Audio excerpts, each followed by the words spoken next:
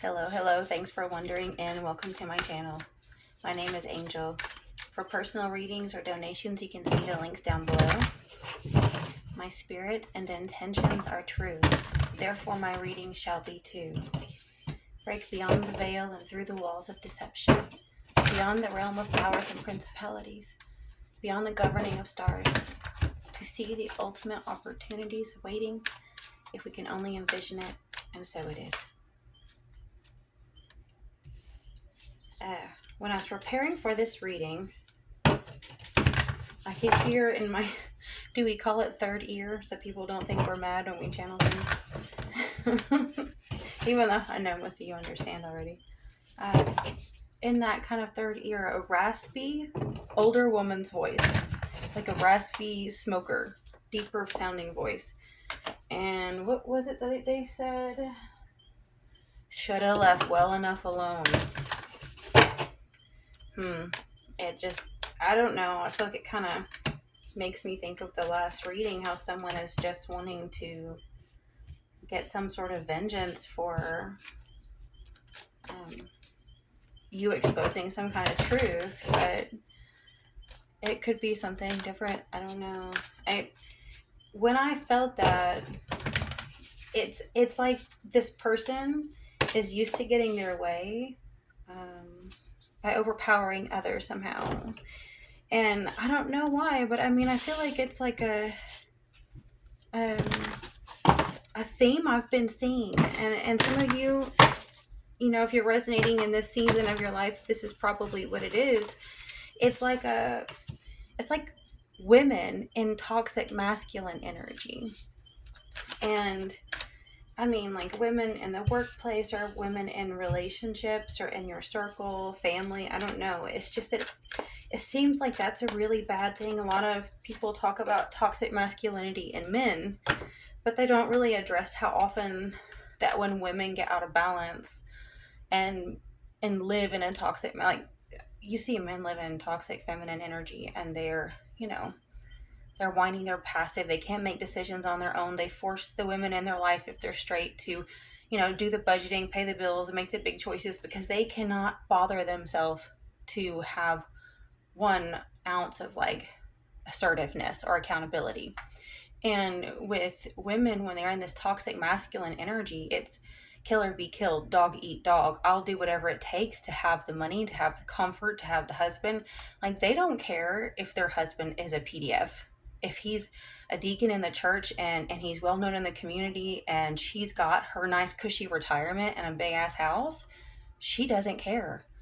And that's the kind of energy I felt when I heard that you should have left well enough alone. It's a threat. It's a threat by an evil bitch. Okay, so we have Uriel the Sphinx and Reflection.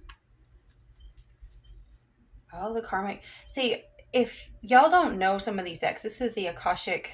Let me see. Grab this so that way y'all can see it.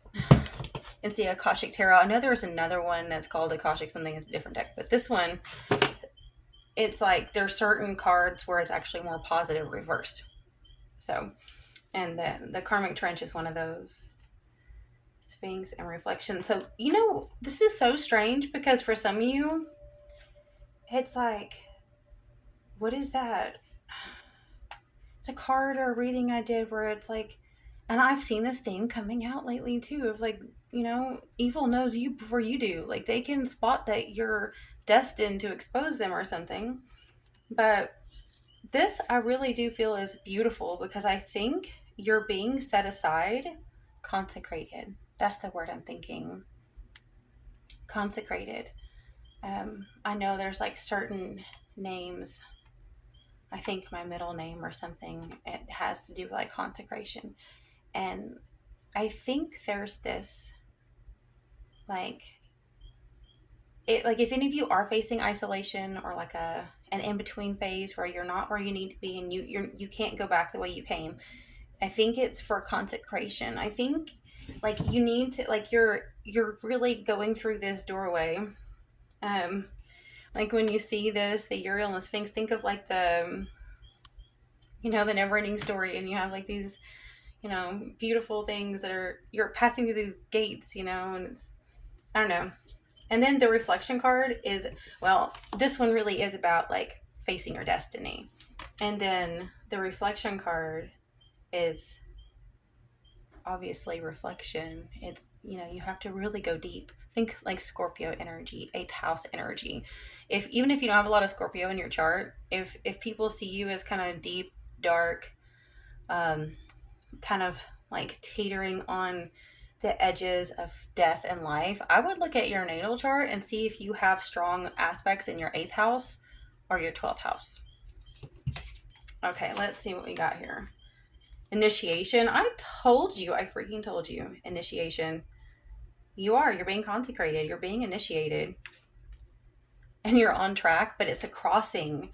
So, like, upright it would be on track, and reverse, it's like you need to really watch out that you don't miss this opportunity.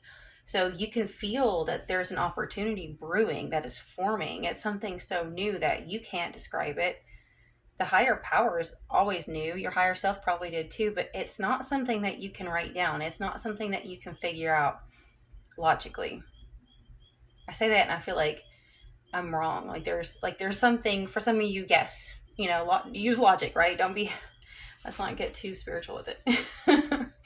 Okay, so we have the Muse reversed in the past. I've gotten this in the past recently too, and I've said this before. 15 and normal tarot is like the devil card, and the Muse is like learning how to make pain your muse. Like, sometimes I can't stand seeing how shaky my hands look when I hold cards because I'm on steroids right now, or like for autoimmune stuff. So and I hate how shaky it makes me, but at the same time, I don't know if any of you have gone through this, but if you're a spoonie or have any health issues and you go out and things, and if you're really shaky, people are so egocentric and narcissistic, they almost always think it's about them.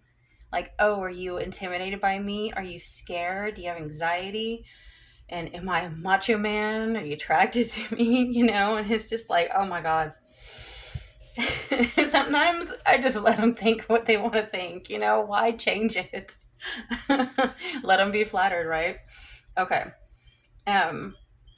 If you have the Muse in the past, though, I do think that there might be a gap between your love for being creative, think like your Venus energy, and what you're actually doing in the past. I think you felt separated from what brings you the most joy. You felt separated from being you. Right now, the world is pulling us in a million different directions, and none of them are for our benefit. It's almost always to benefit the greedy, and we're left with scraps and told to be grateful. And we are, for the most part, we're so grateful for everything. I don't know why I keep getting imagery of like 80s movies tonight. This is so strange. It's like, am I getting, like, what's wrong with me? But I'm thinking of like the Legend movie, and like in the beginning where there is that cottage and the princess is tasting food or bread or something, and it's like, that little cottage has more love and more treasure in it than a whole kingdom of evil ever could. And so, you're still grateful, but it still hurts when something that you really love is ripped from you. Like, think I had a cholecystectomy recently, and that feeling when you have a whole organ removed, it's like weird because it's like it was stuck to other things, and you can just feel this rawness and inflammation where something was ripped out. And it's like when you have something you truly love and it's ripped away from you, it can feel like genuinely so sore, like so raw, and it's something that you can't prevent. You can't pretend it didn't happen. People tell you to get over it, but it still hurts. And beneath you, we have the bird's nest. So despite the fact that you had to give up something you really loved, you have fought so hard to take care of your home, so hard to take care of your kids, so hard to be the best. And even if it's just pet kids or plants, this is a card of a nurturer, someone who loves deeply, and someone who puts themselves last is selfless. So even if you were like, didn't have anyone at home per se, you might be working in, like work areas where you really have to put yourself last. Like you have to constantly be nurturing, and it's something you're proud of. Like not proud of because you want people to see it because no one really does. But it brings your heart fulfillment to the point where you are able to let go of what you lost creative wise.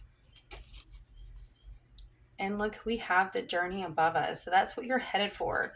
So you can sense, you're being called to go somewhere. Think of like ninth house energy, like Jupiter. Fated meeting, card reversed. Huh. That's strange. So this is a delay. This is like, it's like, why being told? Sometimes you would rather not be told, right? It's um like if something, like say you're meant to be fated to meet someone like your soulmate or something.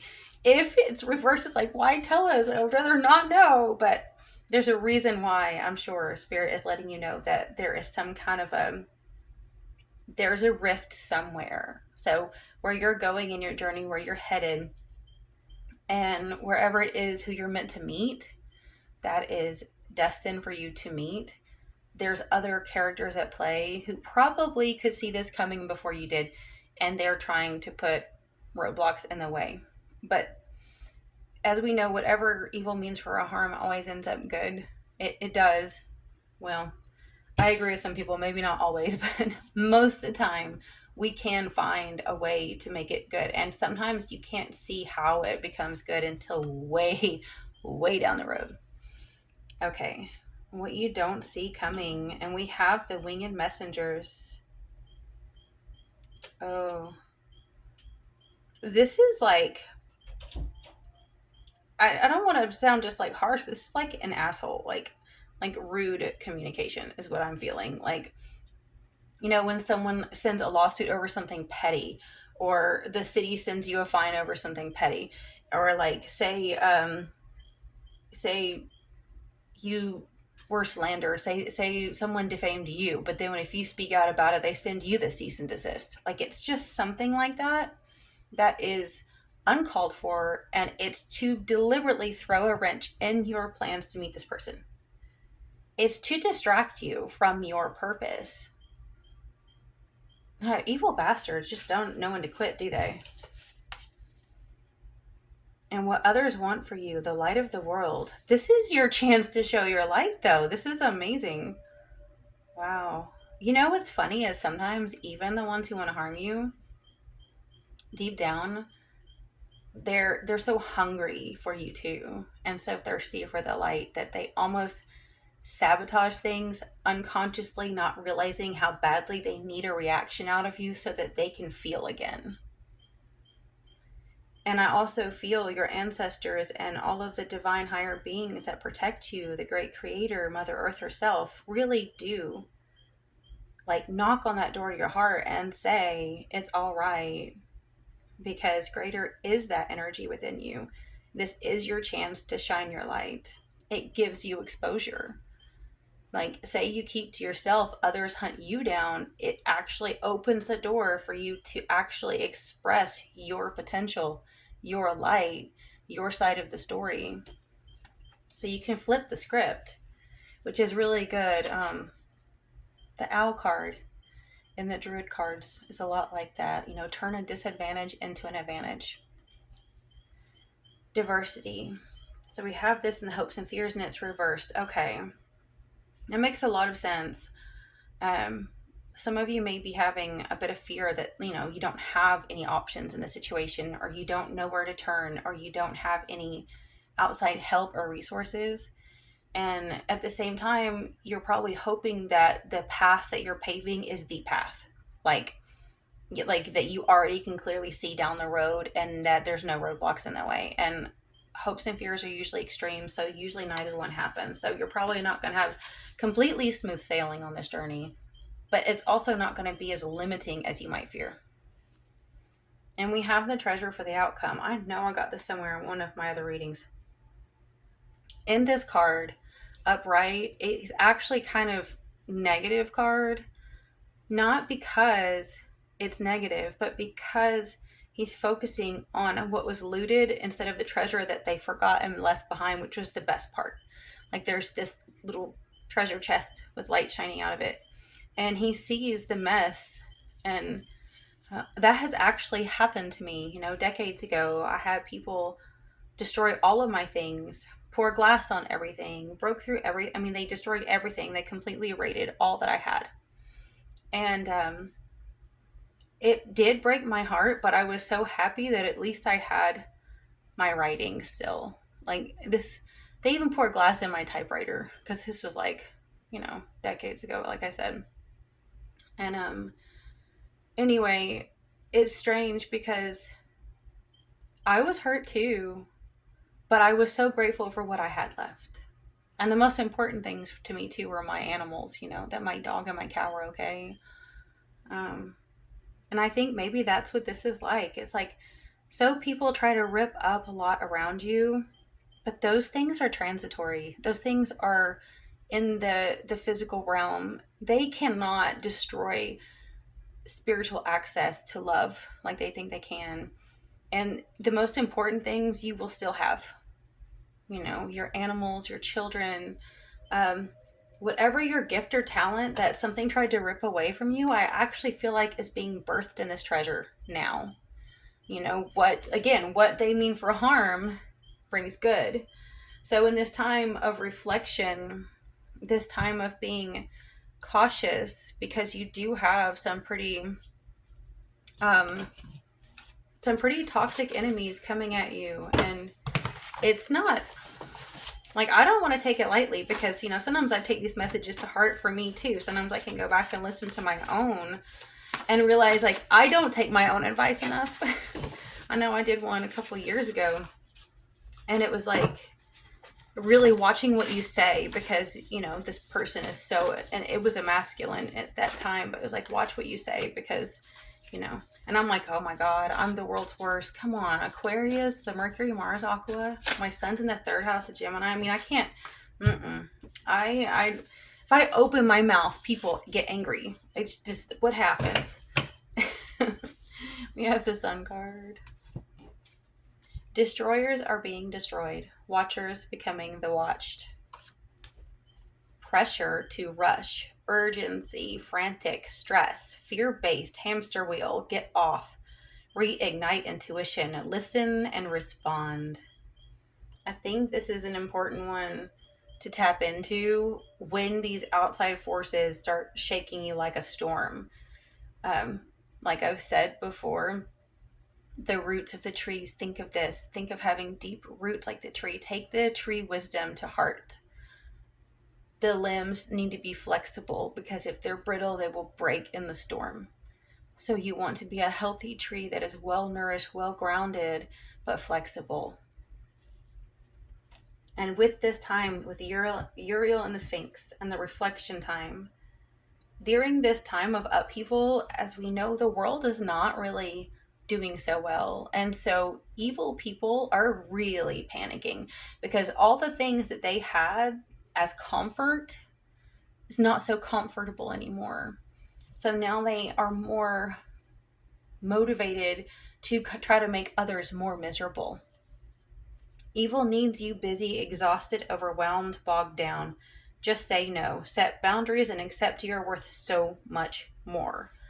I can't believe that we are literally getting that in so many ways here. And I know this came out whenever I was pre-shuffling. I celebrate my progress. Awareness, not perfection, is the goal. Yeah, that's good.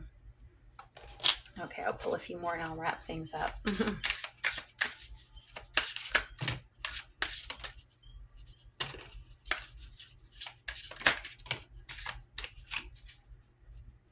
Backstabbing, deception, lies, shocking attack. Oh, healthy choices. It did come out reversed. I think it is important to focus on healthy choices, even if there's so many things trying to keep you preoccupied. Separation, missing you, sadness, bitterness, thinking about you, uncertain future. Somebody's trying to avoid a separation.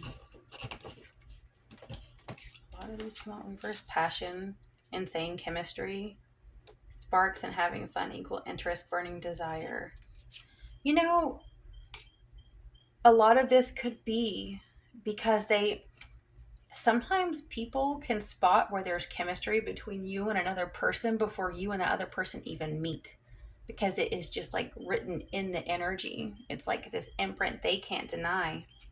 Shock, sudden change, shocking news, surprise, and epiphany, transformation. Came out reversed, so I hope that these things don't shock you as much as they plan. Sometimes that's why these readings are good, just to kind of, not in a fear-mongering way, but to remember to stay centered. Storms come. It happens. Sometimes we are in a spiritual war. Wedding rings, blowing kisses, and sunglasses, and they were all reversed. Watching, looking, perception, stalking, unconditional love.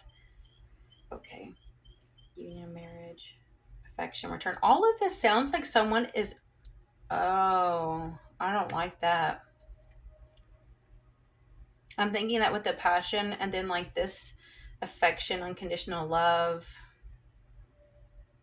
the affection returned, and the stalking thing, and it all being reversed. Oh, I don't know. I feel like someone might be delusional about how much they think the chemistry you guys have together. So just be on guard for that. I know not everyone is going to resonate with that one, but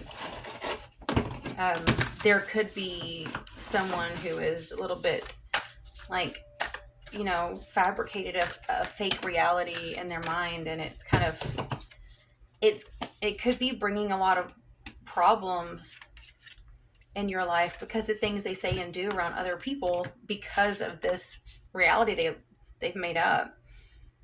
There's no such thing as a mistake. Everything happens in divine order. I am being guided to learn and grow. Easier said than done. My power lies in my peaceful presence. All is well. Everything is working out for my highest good. Out of the situation, only good will come. I am safe. That's true. It's true. And what's so amazing is, even if you face this, if you actually use this, I mean, both of these are like ship sailing. I would encourage you to find the current. Sometimes you do have to resist things because that's how you stand up to injustice. And then sometimes you have to know when to walk away. And then sometimes, just sometimes, whether through wings or sails, you catch a current. And that current takes you down a timeline that makes everything so much smoother for you, smoother sailing. Whereas those who are fighting against divine order, they're going to be the ones that are having a hard time because they're going to have to be rowing. They're going to have to try to refill their gas tanks, and they're trying to get there by man-made ways. But if you find the right current, it'll be smooth sailing for you. So if you start to feel upheaval, if you start to feel shook by these things around you, just remember to try and find that right current, that right timeline, even if it means playing positive affirmations and shifting the energy around you over and over and over again until the energies around you are annoyed as fuck and just don't want to mess with you. Find ways to open those neural pathways in your brain so that you don't get locked into the same low vibration that these things around you are trying to get you in. I'll wrap it up for now, and I'll talk to you guys next time.